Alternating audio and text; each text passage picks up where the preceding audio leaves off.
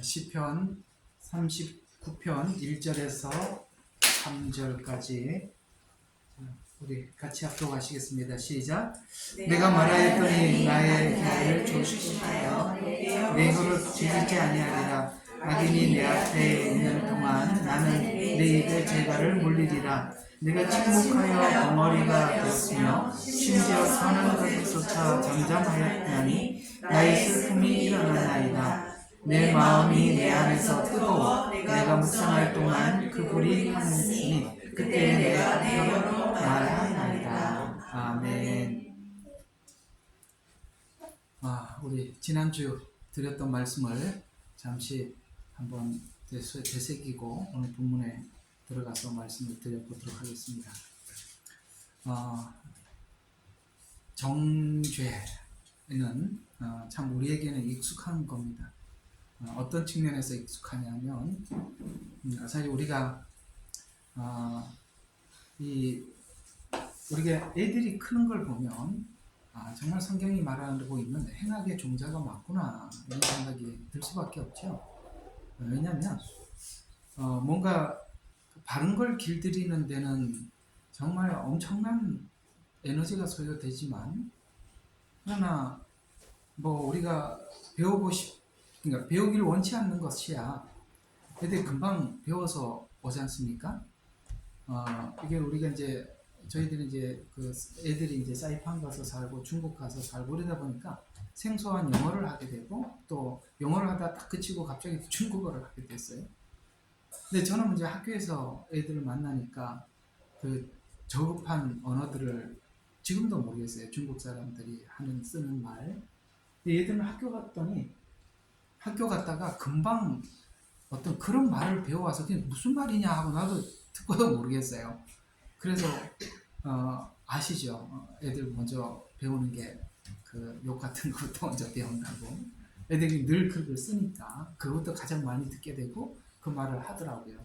우리 학교에서는 그런 신학교에서 언어를 쓸 일이 없으니까 지금도 저는 어떤 말인지 잘 모르겠습니다만 이런 것처럼 우리가 일상생활 속에 살아가는 걸 보게 되면 하나님께서 정말 기뻐하시고 원하시는 일들은 한 가지를 가르쳐 주기가 그렇게 어려워도 이렇게 죄된 언어와 생활은 굳이 우리가 가르쳐 주지 않아도 아이들이 금방 익숙하게 배워지듯이 이 정죄라는 거죠. 그러다 보니까 자라면서 부모님에게 늘 책망을 듣고 정죄를 듣게 돼서 그게 또 반항심이 되어서 아직도 그 부모와 자식 간의 관계가 해결되지 않는 채로 살아가고 있는 분들도 이렇게 간간히 우리가 보게 되듯이 정죄는 우리에게 엄청나게 익숙합니다.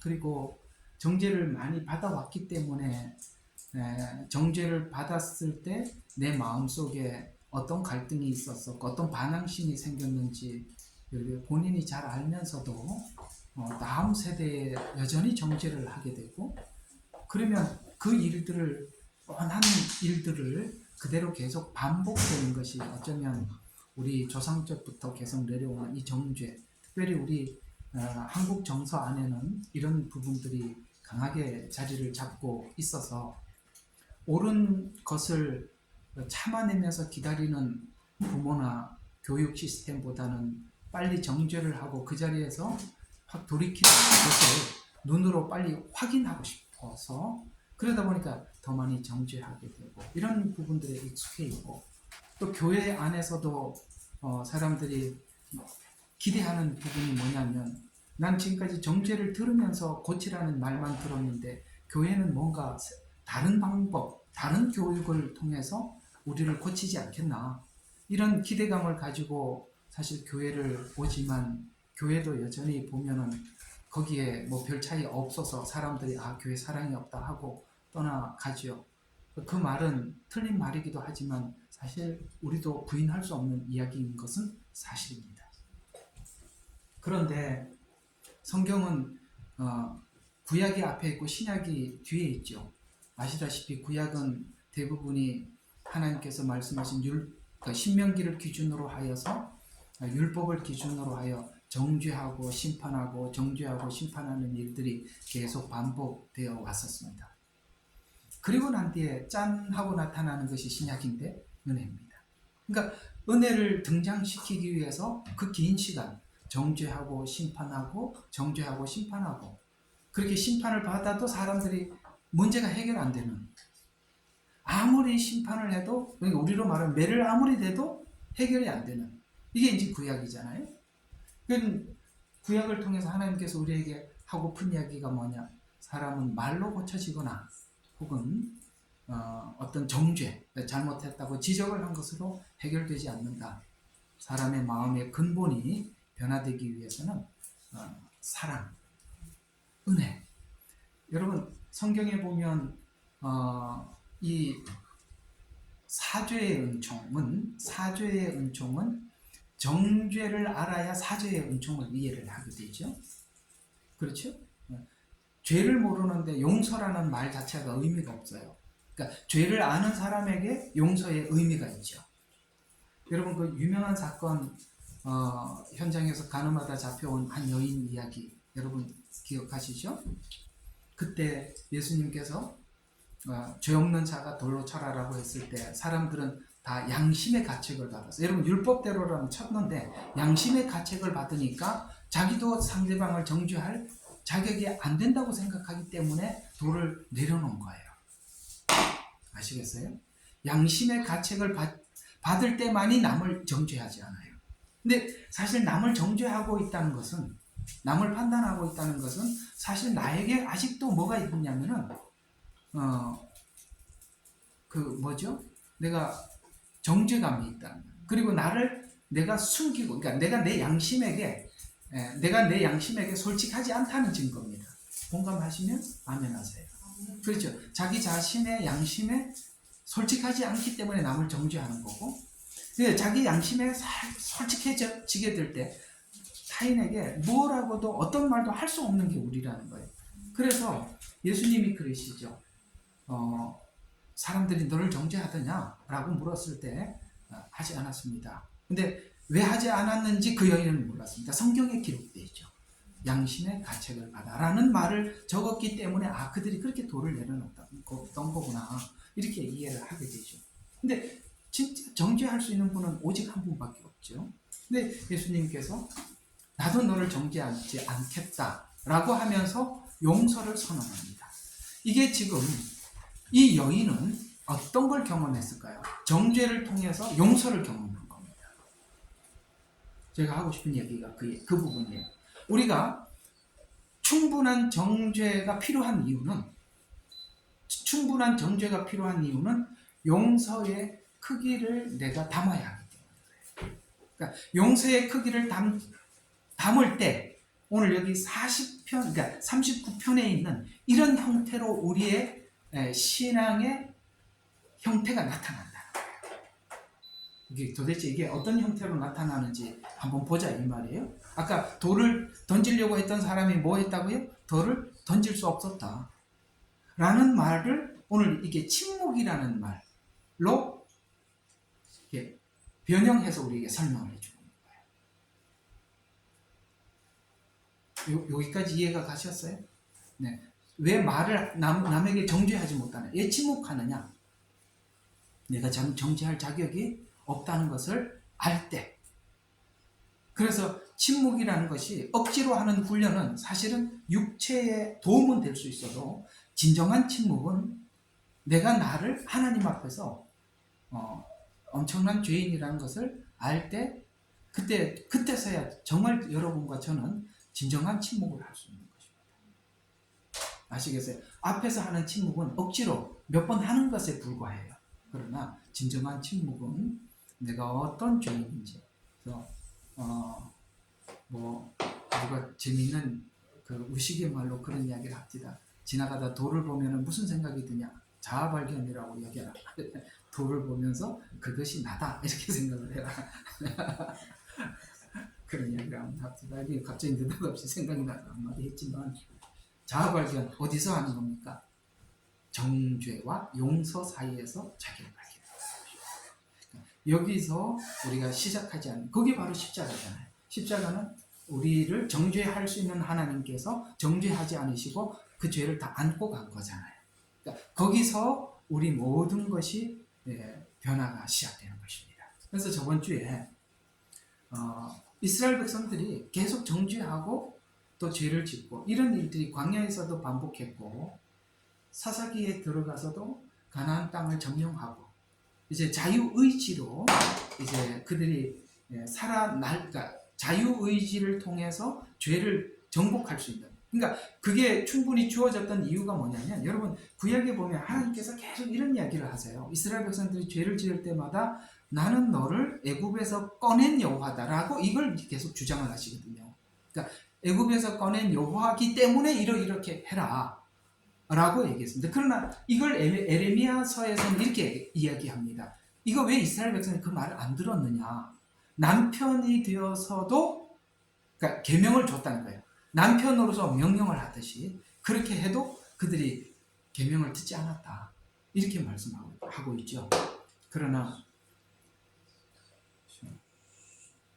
그러나 이제 우리가 하나님 앞에서 그런 정도가 아니라 용서받은 죄인으로서 하나님 앞에서 우리 자유의지를 죄 앞에서 어떻게 결정할 것이냐 라고 이제 신약 성경의 십자가 이후에, 십자가를 지신 이후에 우리에게 다시 되물었을 때, 구약의 12지파들은 늘 그런 죄 앞에서 실패를 반복하지만 사도들은 그렇게 하지 않습니다.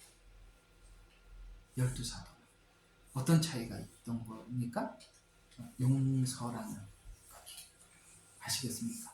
그래서 이 사도들도 그걸 처음부터 다 알고 하나님 은혜 안에서 그렇게 살았던 것이 아니라 예수님 십자가에 못 박힐 때 다 도망갔죠. 그리고 그나마 그래도 옆에서 지켜주려고 하는 사람조차도 저주하고 그렇게 했습니다. 그걸 내버려 두시죠.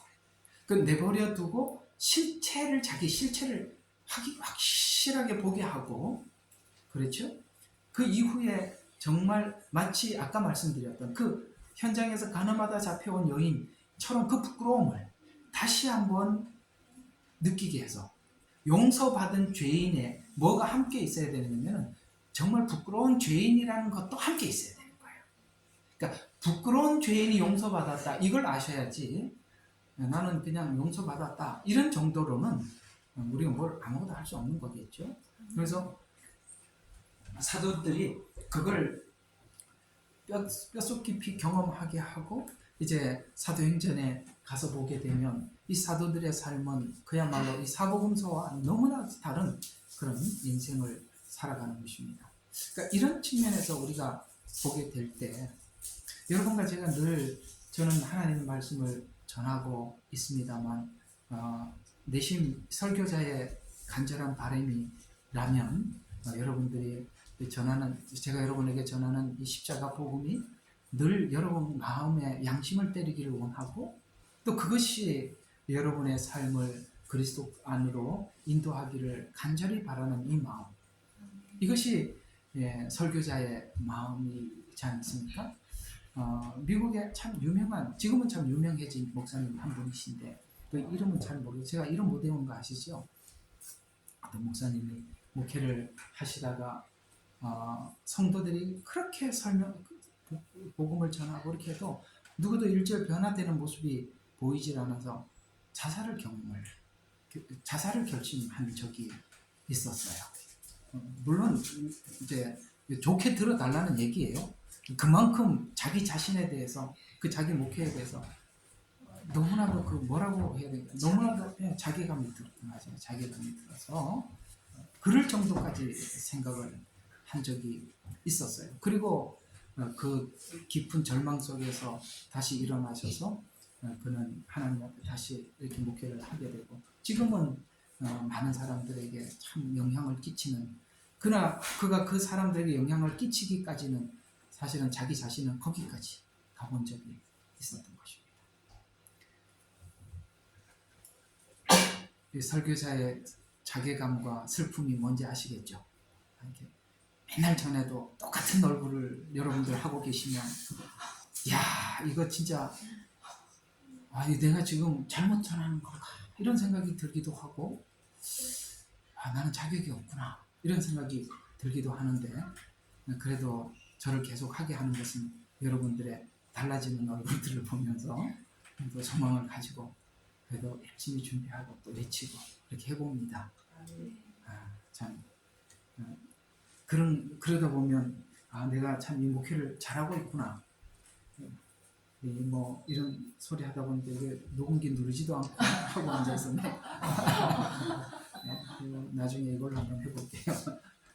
자, 그래서 우리 마음속 깊이 자리 잡고 있는 것을 하나님께서 정말 이것이 얇게 자리 잡고 있는 것이 아니라 우리 죄성이 아주 뿌리 깊게 자리 잡고 있다는 것을 보여주려면은 해결한 것 같았는데 또 반복되는 걸 계속 보여줘야 돼요. 그래서 보여준 것이다 라는 것입니다. 그래서 하나님은 또 그걸 하다 우리는 하다가 보면 네 인생 네가 살아라 이러죠. 우리 애들 키우다가 그런 마음 생각할 때가 얼마나 많아요. 됐다만 네 인생 네가 살아, 내 인생 내가 아주 골치 아프다 이렇게 그러면서 그 부모들이 하는 자식들에게는 좀 저주스러운 이야기였습니다. 네 돈 네 같은 자식 꼭 하나 나서 내가 얼마나 속상했는지 한 번은 좀 경험해라. 이게 이제 저주석이 그건데 항상 그러죠. 참 내가 얼마나 속썩었는지 니도 한 번만 좀 경험을 해라 라는 이런 여운을 남기면서 또 그걸 보면 또 못 참죠. 어쨌든 그 말만 그렇게 한다 이 말입니다. 자, 그래서 이 하나님께서 그걸 또 그 반복되는 그 이스라엘 백성들의 그런 상황들을 또 하나님 물고 들어와서 또 도전을 하십니다. 왜요? 네 속에 있는 죄가 얼마나 깊고 그 다음에 내가 이걸 반드시 해결하고 말겠다라는 이 두 만남이 끊임없이 이런 그 반복되는 과정을 만들어냈던 것이죠. 그리고 하나님께서는 왜 그렇게 하셔야만 하느냐면 죄는 반드시 심판할 수밖에 없기 때문에, 그러니까 심판을 면하는 방법이 이 방법밖에 없으니까 하나님께서 이걸 계속 할 수밖에 없었어요. 그리고 또 우리가 착각하고 있는 것 중에 하나가 뭐냐면 나는 이 과정을 넘어갔다라고 생각하는 것에 대해서 아니라고 하나님이 보여주기 위한 것도 있지요. 그리고 명령을 하고 아무리 이야기를 해도 자기들이 나는 너를 애굽에서 종된 자리에서 꺼냈다라고 이야기를 못 알아듣죠. 그렇죠? 왜냐하면 그 종된 그 형편이 어느 정도 비참한 형편인지 몰랐다는 거예요. 사실은 제가 이게 목요일날 갈라디아서를 여러분들에게 우리 그 예능방에다가 설교하고 있지만 종된 생활이 편해요? 자유인이 편해요? 여러분들은 뭣도 모르면 자유인이 편하다고 말할걸요? 뭣도 모르니까 그렇게 얘기를 하는 거예요. 알고 나면 자유인이라는 것이 얼마나 자기 책임을 져야 되는지. 여러분, 종은 편하죠. 책임이 없잖아요. 그래서 우리가 이렇게 사장 할래, 직원 할래, 종업원 할래 그러면은 다들 사장 하겠다. 사장 해봐요. 사장은 24시간 일하는 거예요. 아시겠어요? 종업원은요. 정한 시간만 하고 끝나고 나는데 월급 달라고 하면 받아가면 그게 잘 되고 안 되고 상관없어요. 책임이 없다니까요. 그러니까 이스라엘 백성들이 내가 애굽에서 꺼냈다라는 말을 못 알아듣는 이유가 그 종이 얼마나 비참한 종인지 모르는 거예요. 두들겨 태어나서 그냥 두들겨 패면 그게 맞는 게 이게 인생인가 보다 하고 그냥 그렇게 살아왔으니까 그게 400년 동안 완전히 이게 조상 대대로 내려오면서 완전히 배어있다는 말이에요.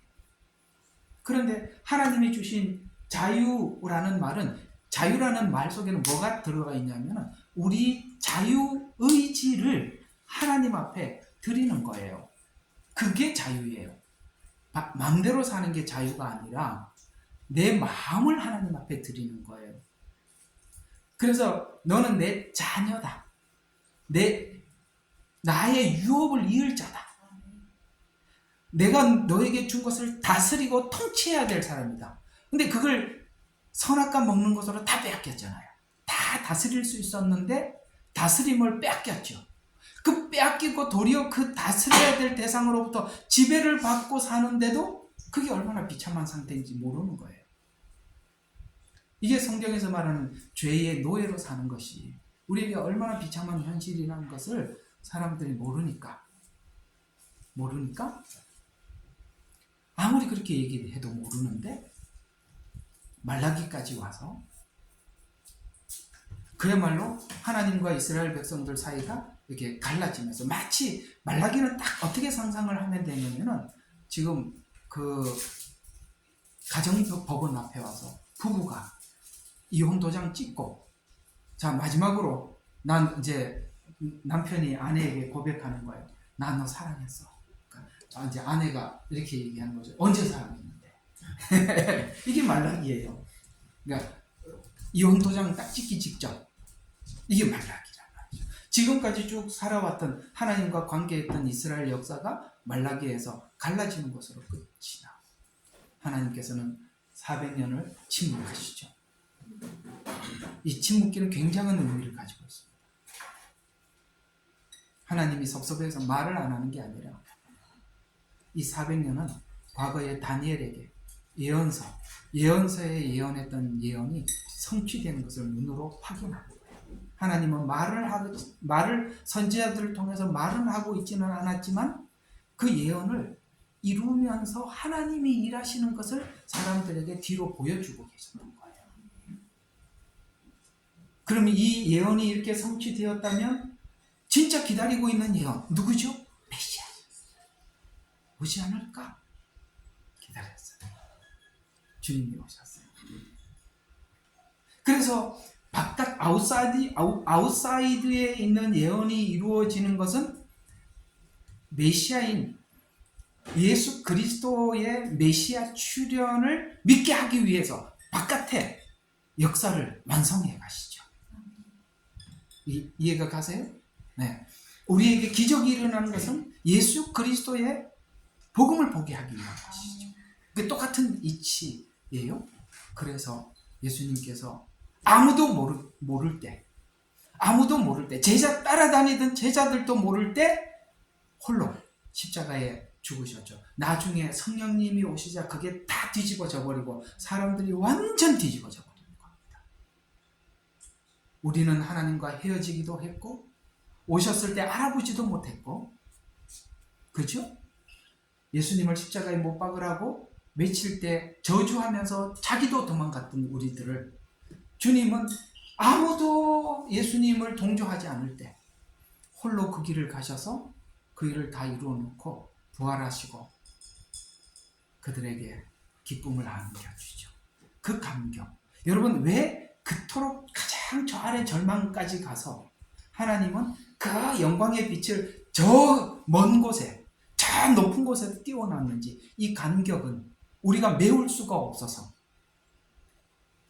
우리 보고 하는 말이 너희 힘으로 그 간격을 메우지 마라.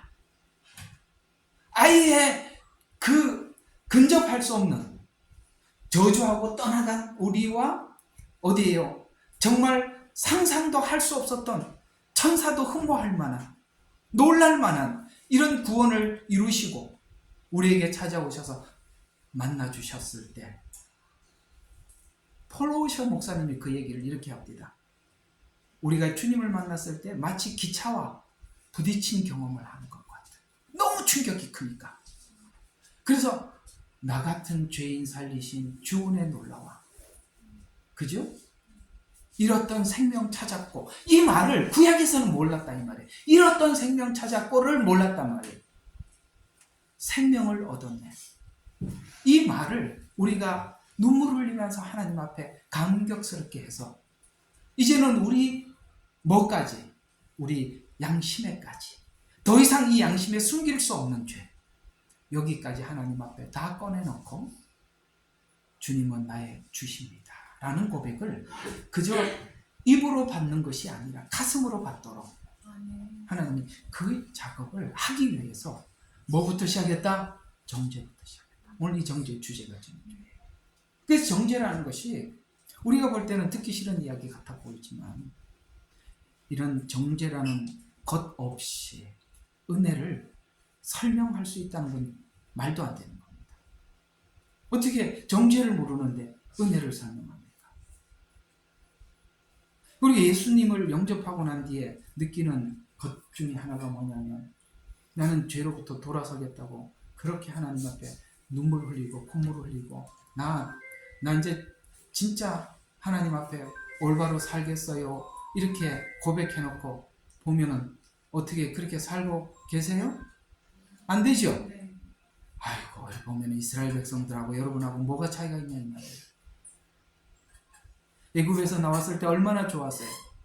그저 홍해 앞에 서서 미리암 노래 아시죠? 주님께서 말 탄 자를 바다에 다 집어넣고 삼키게 하고 우리는 건지셨네 할렐루야 아멘. 그랬더니 아이고 당장 먹을 게 물이 없으니까 바로 원망하기 시작합니다. 이해가 가시죠? 우리 인간이 지금 해결해야 될 게 뭔지 설명해주고 있는 거예요. 여러분 우리가 감정적인 신앙 고백 여러분 그때뿐이에요. 맞죠? 감정적인 신앙 고백은 그때뿐이에요. 하나님께서 우리에게 치우고 싶은 게 있는 거예요. 네 감정 치우고 네 생각 치우고 뭐지요? 내가 너에게 준 것 그 이을 수 없는 그 감격 이 공간을 가지고 살아가라는 거예요. 만약에 이 공간을 감정으로 이으려고 한다던가 아니면은 내 생각과 이성으로 이으려고 하는 순간 모든 것이 박도가 나.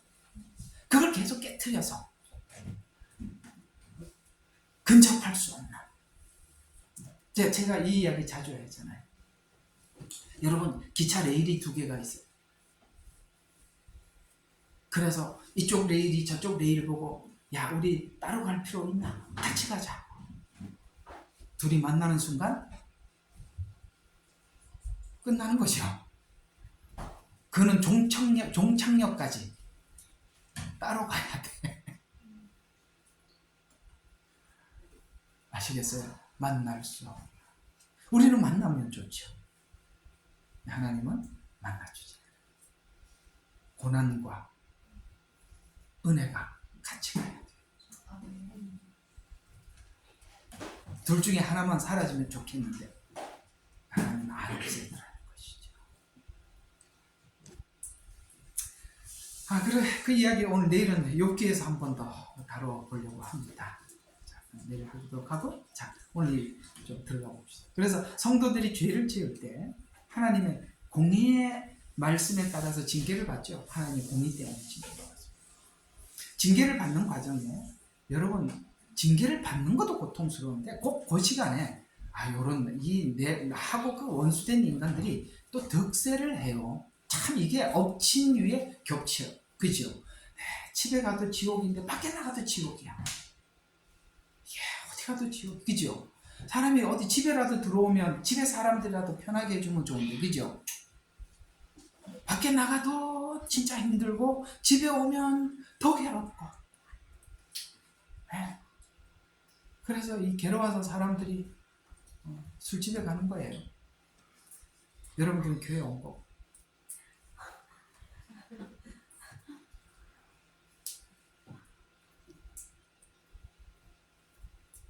술을 먹고 하면 오늘 밤에는 잊어버리는데 내일 되면은 외상값까지 생겨.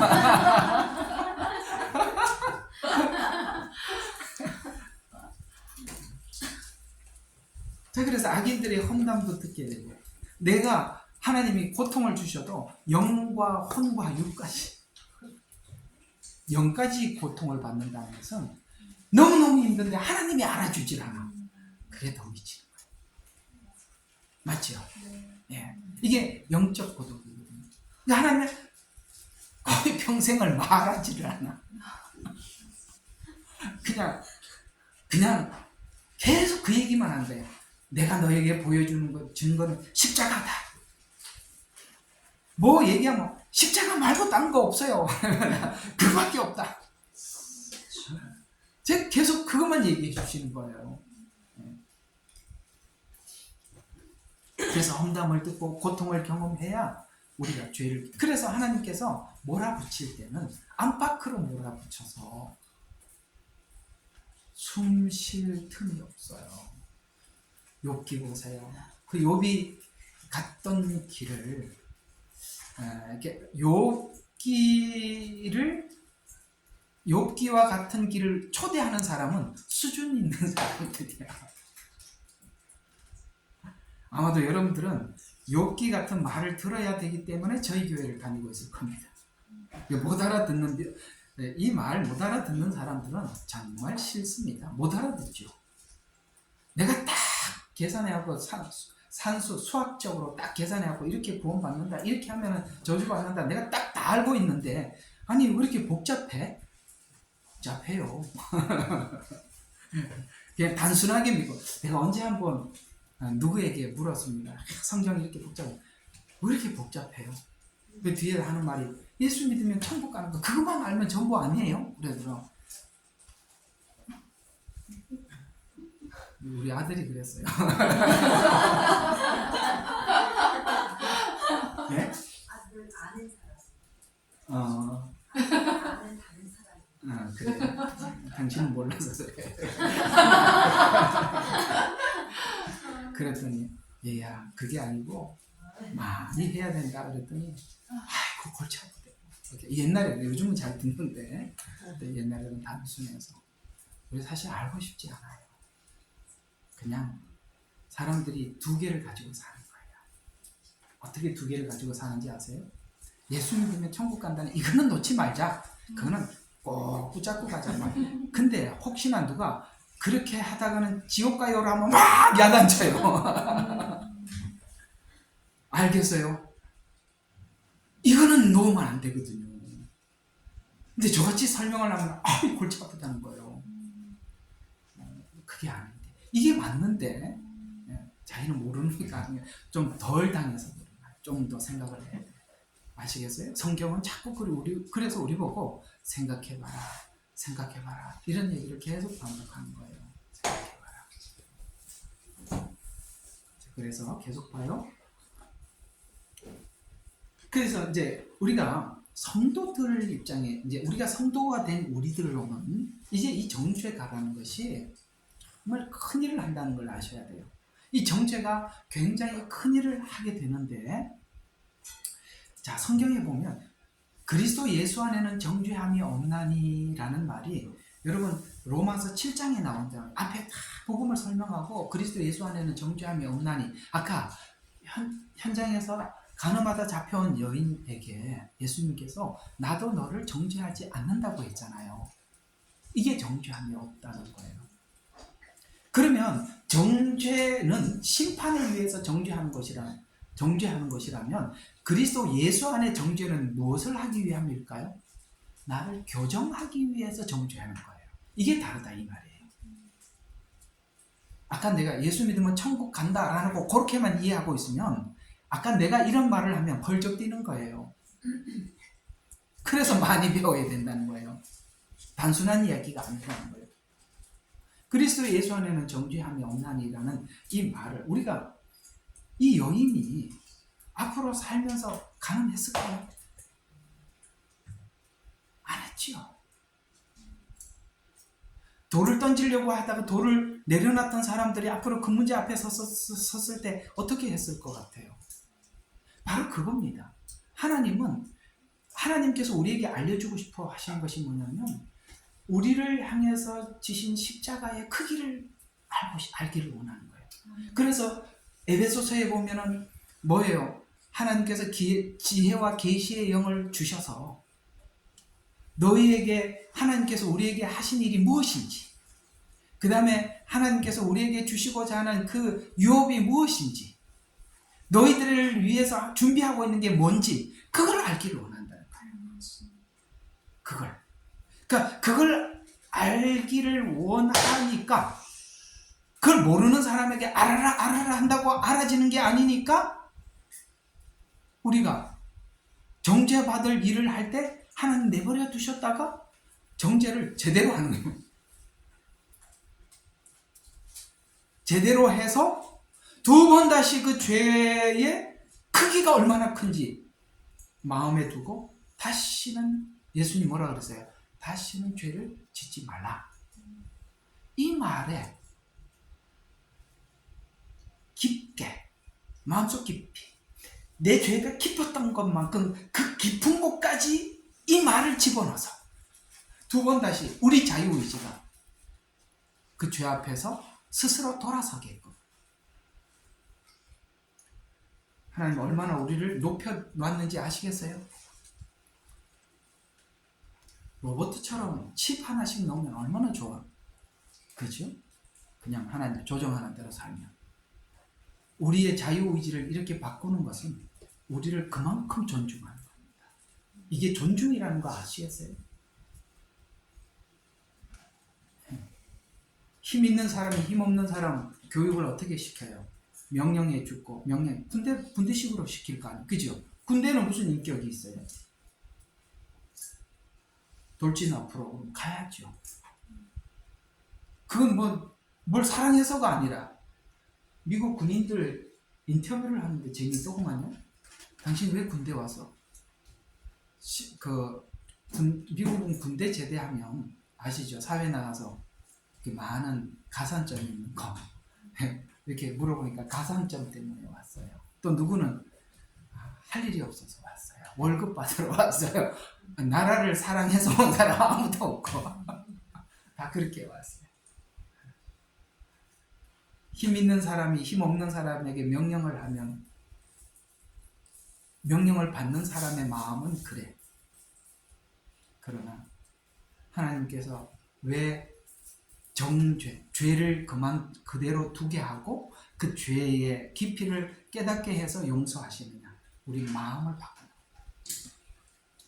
그래서 로마서 7장이 정죄함이 없나니로로 갔다가 8장 끝에는 사랑에서 끊을 수 없느니라. 정죄가 뭘 발견하게 하시더라? 용서의 사랑을 보게 하더라. 그렇게 가더라.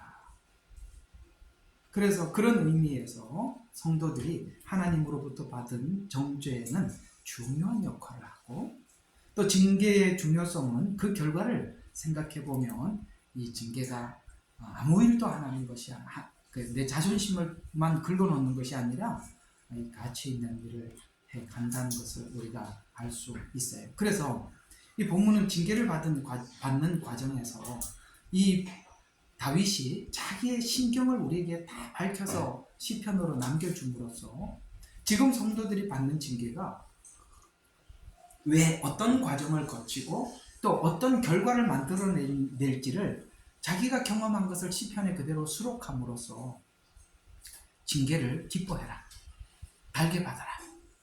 그러면 네가 고질적으로 해결되지 못한 이 문제가 해결되더라 라는 것을 우리에게 알려주고 있는 것입니다. 고질적으로 해결되지 못한 것, 이성과 감정이에요. 우리의 신앙의 적이 뭐예요? 감정 아닙니까? 고백을 해도 감정적이고 뭔가 눈물을 흘리는데 3일만 지나면 똑같아. 아이고, 나는 우리 교인들 눈물 흘리는 거지 안 믿기로 했다니까. 아이고, 막 엄청 울고 막 주여 천국 왔습니다. 한 일주일만 지나면 또 말똥말똥해요. 이야, 대단해요. 감정. 그게 신앙이 아니었다는 걸 하나님 보여주시는 거예요. 이성. 알았습니다라고 하는데 알긴 뭘 알아. 전혀 아니에요. 그게 고질병이라 이 말이에요. 고질병. 그래서 히브리서 12장 5절과 11절에 보면은 그냥 안 읽겠습니다. 이런 이야기가 나옵니다. 너희가 하나님께서 징계를 하실 때 낙심하지 마라. 목적이 있으니까. 그러니까 징계를 견디면 아름다운 아들이 된다. 그래서 하나님의 징계는 우리를 유익을 위한 것이다. 징계를 받은 후에는 너희에게 정말 우리는 스스로 가질 수 없는 두 가지를 가지게 되는데 화평을 쫓게 되고 의의 열매를 맺는다. 이건 우리가 스스로 할 수가 있는 게 아니라 이 말이에요. 화평. 그게 가능? 왜 인간이 화평이 안 돼? 모든 게 조건적이기 때문에 화평은 없는 거예요. 조건이 깨지면 화평이 깨지는 건데 무조건적인 화평은 우리는 만들 수 없는 건데 하나님께서 그걸 만들어내겠다는 거예요. 이게 세상 사람들은 도저히 만들 수 없는 걸 크리스찬은 만들어내더라. 그 다음에 뭐를 하더라?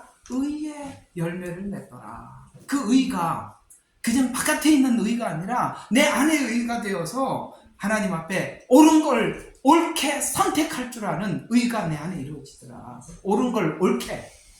여러분, 타종교는 틀린 것과 맞는 것을 지적은 해도 옳은 걸 옳게 만드는 능력은 없다 이 말이에요. 아시겠어요? 여러분, 무슬림 보세요.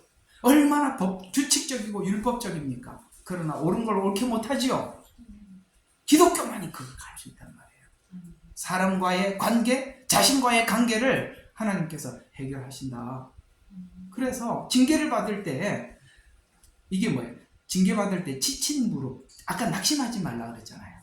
그러니까 지친 손과 무릎을 일으켜 세워라. 하나님 막 혼낼 때 아이고 나 죽었네. 아이 나 몰라. 난 주저앉아 있지 말고 하는 목적이 있으니까 그때 일어나. 그런 얘기. 그래서 징계받을 때 손과 무릎을 일으켜 세우고 쩔뚝거리는 균형을 잃어버린 것을 균형을 잡아라.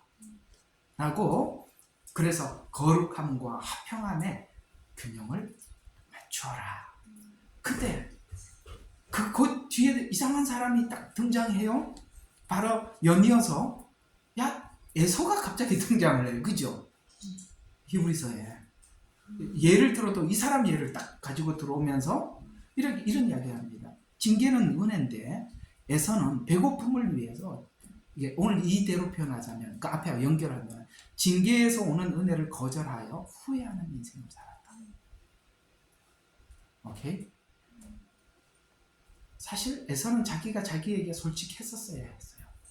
야곱을 미워할 게 아니시요. 지가 그렇게 했잖아. 그러면서 미움은 딴 사람한테 하고 있어요. 그러니까 평생 구제받지 못한다. 이 말을 하고 있는 거예요. 그래서 남 탓하면 우리가 평생 구제 못 받는 거예요. 그래서 히브리서 12장 16절과 17절입니다. 음행하는 자나 한 그릇의 그 음식을 위하여 그 순간을 위해서 장자권을 판 에서와 같이 속된 자가 없도록 하라.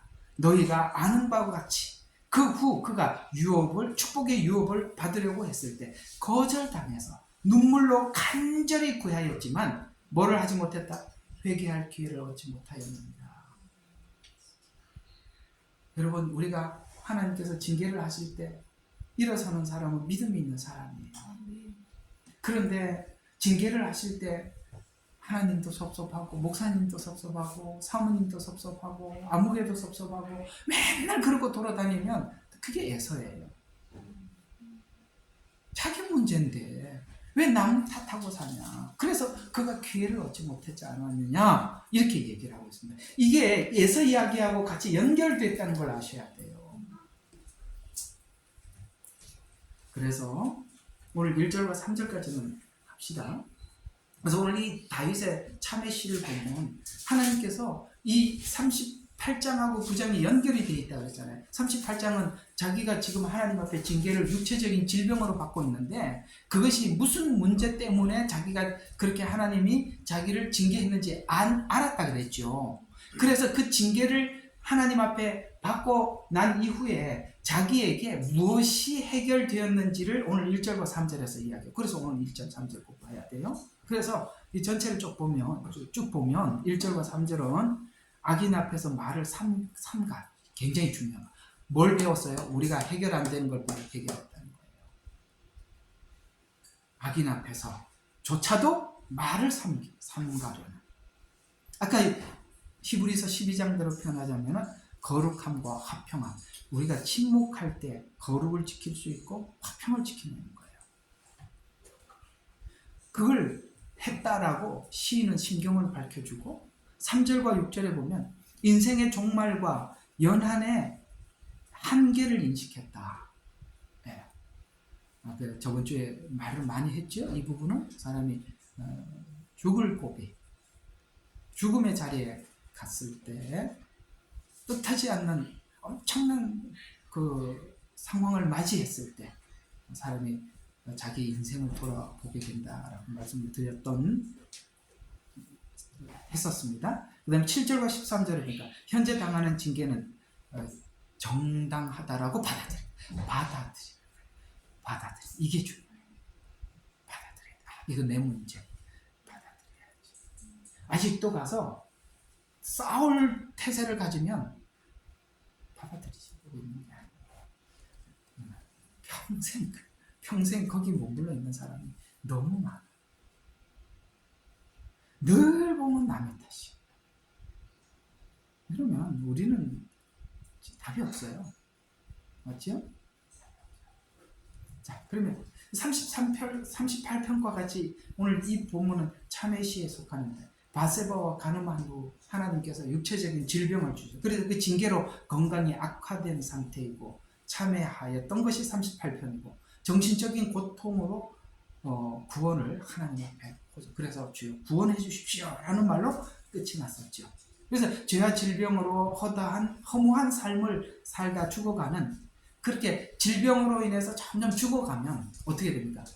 삶이 허무하다. 그래서 육체적 질병을 경험한 사람들이 나중에 회복이 되고 난 뒤에 간증을 하는 걸 들어보면 이렇게 간증합니다. 내가 갑자기 아파갖고 병원에 입원하니까 주변에 지인들이 놀라갖고 쫓아오더라는 거예요. 그래서 막 한 두세 번은 아주 열심히 오더니 한 달이 지나니까 이제 안 오기 시작하고, 이제 나중에 가족들도 이제 멀어져가고, 나중에 한 번씩 찾아와 주는 것도 힘든 그 아주 가까운 가족조차도, 좀 먼 지인들은 아예 안 찾아오고, 그러다 보면은 어떤 생각을 하게 되냐면, 내가 남에게 도움을 주는 인생이 아니라 짐이 되는 인간이구나, 이런 생각을 할 때 사람들은 스스로 자살을 결심한다라는 말을 합니다. 그게 육적 고독. 정신적 고독은 사람들이 나로부터 대화하려고 하지 않고 멀어져. 이게 정신적인 고독. 사람들의 관계 속에 단절해서 오는 고독. 영적 고독은 아까 말씀드렸습니다. 이런 상황 속에서도 하나님도 알아주지 않는 것 같다. 그래서 그러니까 다윗이 그걸 다 경험하는 거예요. 육적으로 고통스럽죠. 정신적으로 사람들은 떠나가죠. 하나님조차도 입을 다물죠. 여러분, 이건 마치 아주 심한 중병에 걸린 사람을 아주 그 실력 있는 의사가 고치는 방식. 하나님의 침묵. 하나님이 아직도 좀 살아있을 때는 가까이 가서 도닥거리고 또 격려도 하고 그러는데, 진짜 중병을 고칠 때는 하나님 아무 소리 안 하죠. 그게 아주 스페셜 처방이야. 침묵. 이야, 이 침묵이 엄청난 일을 하지요? 그렇습니다. 욥이 계속 대답을 하고 받아칠 때는 힘이 있는 거예요. 나중에는 할 말이요, 이게 힘이 빠지면 할 말이 다 없어져 가는 겁니다. 그래서 절망의 원인이 죄성에 대한 인식이 죄를 회개하고 용서하는 일만이 영혼을 회복하는 길임을 알고, 이제는 그러니까 인생을 생각하고 인생의 끝을 생각하고 그 다음을 생각하게 되더라고요. 사람이 왜 죽음 이후를 생각하지 않느냐? 지금이 힘이 있어서 그래. 그죠? 지금 힘이 있고 아직도 자기 에너지가 살아있다는 거예요. 근데요, 죽을 날이 코앞에 와도 에너지가 살아있는 사람들이 있더라고요. 그래서 우리가 우린 사실 어떤 사람을 전도하다가 이런 기대는 해봐요. 죽을 때쯤 되면 한번 나한테 손을 안 내밀겠나? 죽을 때도 독하게 죽어요. 답이 없어. 그러면 하나님께서 왜 우리의 인생 속에 우리의 정체성을 확실하게 자꾸 보게 하려고 하는지 아시겠죠? 그래야 우리가 꺾여요. 아직도 말이 살아있고 눈에 힘이 있으면 살아있는 거예요. 죽어봐. 아이고, 죽어봐야 돼요. 죽는 게 사는 길입니다. 죽자. 그래서 오늘 1절, 2절은 그런 이야기입니다. 악한 자 앞에서 악한 일에 말려들지 않기 위해서 침묵의 지혜를 말하고 있어요. 악한 자가 뭐 했습니까? 모함하고 다윗을 공격하려고 했어요. 살아있으면 어떻게 되돌아야죠. 어떻게 하기로 결정했다? 침묵하기로 결정했다. 와, 이 엄청난 거 아닙니까? 누가 이걸 할 수 있겠어요? 하나님이 그걸 하게 만들었어요. 왜요? 이게 바로 침묵이 지혜라는 거예요. 그래서 악인들 앞에서 옳은 말도 침묵했고 이런 처지가 자신을 더 근신하게 만들었다. 하나님께서 이렇게 만드신 것이 나를 더 근신하게 만들었다. 그래서 이 배경은 다윗이 범죄 후에 하나님의 징계로 극심한 질병으로 고통받고 있는 상황인데 질병의 고통보다 악인들이 하는 악한 말이 다윗을 더 고통스럽게 만들었는데 그러나 다윗은 범죄치 않게 위해서 입을 다물기로 했어요. 왜 그랬어요? 왜 그렇게 해야만 했을까요? 바로 아까 우리가 해결 안 되는 이 문제 말이에요. 이게 뭐냐면 악인들의 말에 내가 반박할 수 있는 충분한 말이라 하더라도 우리가 이 언어 속에 뭐가 담겨 있냐면 감정이 실려 있다는 걸 아는 거예요.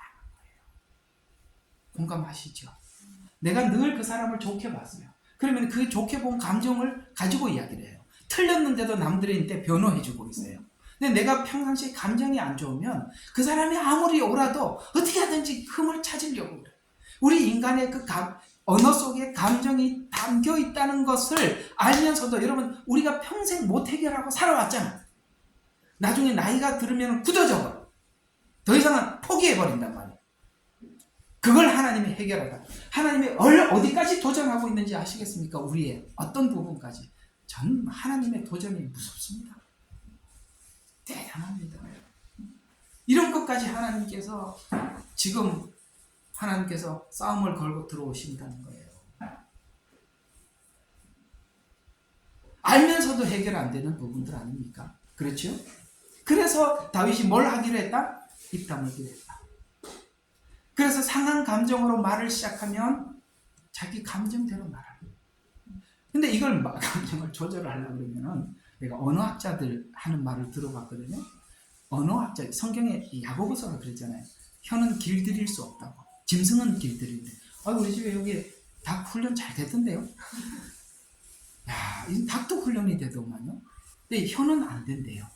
이게 무슨 뜻이냐면 아무리 좋은 말을 쓰려고 해도 사람의 억양에서는 묻어나올 수밖에 없다는 거예요. 경상도 사투리를 해서 묻어나온 게 아니라 사람은 아무리 고급 언어를 선택해서 애를 써서 말을 감추려고 해도 억양과 표정에서는 그걸 감출 수가 없는 게 언어다라고 얘기합니다. 그러니까 범죄자들 잡아다 놓고 신문을 할 때 뭘 하죠? 그런 것까지 제가 해봐서 알아요. 놀랐어요. 그래서 신문을 할 때 공안들이 빙 둘러앉아서 누구는 표정을 관찰하고 누구는 언어를 관찰하고 난 그렇게 하는 줄 처음 알았어요. 나도 다 해봤어요. 그러더군요. 감정대로 말. 그래서 인간은 감정의 동물이기에 언어에 감정을 담겨 있기 마련이고 감정이 좋지 않을 때는 아무리 옳은 좋은 충고를 해주더라도 언어에 감정을 담을 수밖에 없다는 것을 다윗은 잘 알고 있어서 그걸 이것이 지혜구나 하고 침묵하기로 했다. 어때요? 굉장한 그 훈련의 지역을 지나가고 있는 것입니다. 그래서 고난을 통해서 자신의 문제를 알게 되었고 또 감정과 또 우리가 뭐가 있어요? 살아오면서 살아온 사람에 대한 저항심, 반감 이런 것 저항심을 해결하게 되었다. 이 문제가 해결될 때 자신의 죄의 문제를 깊이 진짜를 건들 수 있었다. 그러니까 우리가 사실 예수 믿고 처음에 회개한 거는 아주 얕고 우리로 말하면 물로 하면 물 위에 있는 거 껍데기만 이렇게 걷어낸 거지. 신앙생활을 하면 할수록 하나님이 더 깊이 싸움을 걸어 들어오고 계시죠. 야, 나 그거 양보 못 하는데? 아야, 나 이거 없으면 무슨 재미로 살아요? 이것만 그냥 좀 봐주시죠. 제가 이거 그래도 내가 이 성질 부리는 이 재미로 사는데 이것까지 하라 그러면 저는 무슨 낙으로 살아요? 아니, 거기까지 가자. 이렇게 하는 거죠. 굉장한 싸움을 걸어오시죠. 야곱에게 싸움을 걸고 밤새도록 싸우십니다. 그런데 다윗이 이렇게 하고자 한 이유는 하나님 앞에 범죄하지 않기. 그래서 이제 범죄에 대해서 생각하기 시작하더라고요. 죄. 야, 내가 하나님 앞에 죄 짓는다는 게 하나님 마음을 얼마나 아프게 하는 것이냐 라는 것에 대해서 하나님의 아픔을 내 아픔 속에 넣을 줄 알 때 애들을 더 이상 매를 댈 필요가 없을 때가 있어요. 언제요? 부모 마음 다 알고 나면 애들인데 야단칠 게 하나도 없다니까요.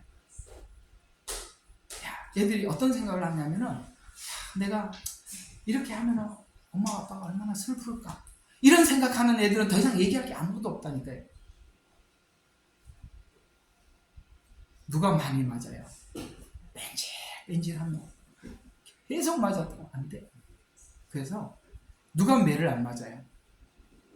부모 마음을 헤아리는 자. 거기까지. 다윗은 지금 뭘 생각하고 있어요? 내 죄가 하나님 마음을 얼마나 아프게 하는지 그걸 헤아리게 되더라. 대단하죠. 그래서 이성적인 사람이라 할지라도 감정을 담고 있는 성공이라면 말을 하지 않는 것이 현명한 처신입니다. 옳은 말로 반박을 할 수 있지만 거기에 감정이 담겨 있다면 침묵하는 것이 하나님 앞에 범죄하지 않는 것이다 라는 것을 다윗은 딱 가지고 간 겁니다. 그래서 다윗은 하나님의 징계로 이 과정에 교육을 받고 있는 중입니다. 여기까지 한 구절만 좀 더 봅시다. 이 이야기. 자, 이 이사야서와 베드로전서 이 두 가지 말씀이 바로 예수님께서 하셨던 그 일을 그대로 오늘 제가 여러분들에게 설교한 내용을 그대로 담아둔 성경입니다. 이사야서 53장 7절과 8절입니다. 그가 억압을 당하고 고난을 당하여 또 그 입을 열지 아니하였으니 그가 어린 양처럼 도살장으로 끌려가며 또 털 깎는 자들 앞에 양이 말이 없듯이, 오케이? 양이 말이 없듯이, 여기 말이 없듯이가 나오죠. 그 다음에 그가 자기 입을 열지 아니하였도다. 그가 감옥과 재판에 끌려갔으니 누가 그의 세대를 선포하리요? 이는 그가 산 자들의 땅에서 끊어졌으며 그가 내 백성의 허물로 인하여 형벌을 받았습니다. 우리를 구하기 위해 주님은 침묵하셨다. 아멘. 아멘. 우리가 사실 애들한테 침묵으로 일관한 교육을 했더라면 애들을 건졌을 텐데 말을 하는 바람에 애들 다 버려놨다 이 말이에요. 거기에 뭐가 담겨 있었어요? 감정이 담겨 있어서. 이제 와서 고치려고 하니 그래도 늦은 게 빠른 거니까 지금이라도 시작하라 이 말이에요. 한번 생각해봐요. 교육입니까 그게? 이거 제가 저보고 하는 얘기기도 합니다. 그게 교육 아니잖아요. 자기 감정을 실어서 자기 성질 풀이한 것이지. 그게 무슨 교육이에요? 다 망가뜨려놨죠. 방법이 없으니 이제는 하나님께 올려드리고 우리가 할 수 있는 일을 하자. 그게 뭐죠? 뭐라고요? 침묵하자. 왜? 언제까지 침묵하는지는 3절에 나와요. 다음 주에 할 거예요. 내 마음이 불붙을 때까지. 자, 이 상황, 오늘 여기 이사야서 53장, 오늘 설교 모든 내용을 여기다가 딱 담아두었습니다. 이렇게 담아두었어요. 베드로전서 2장 23절, 욕을 받으시되 대신 욕하지 아니시고 고난을 받으시되 위협하지 아니하시고 오직 공의로 심판하신 자에게 부탁하셔서 하나님께 올려드렸더라. 하나님 다 아시죠? 하나님이 모른다고 생각하니까 내가 심판하려고 하죠. 하나님이 다 아시면 하나님이 심판하실 겁니다. 자, 오늘은 여기까지. 어디다 끊는 거예요?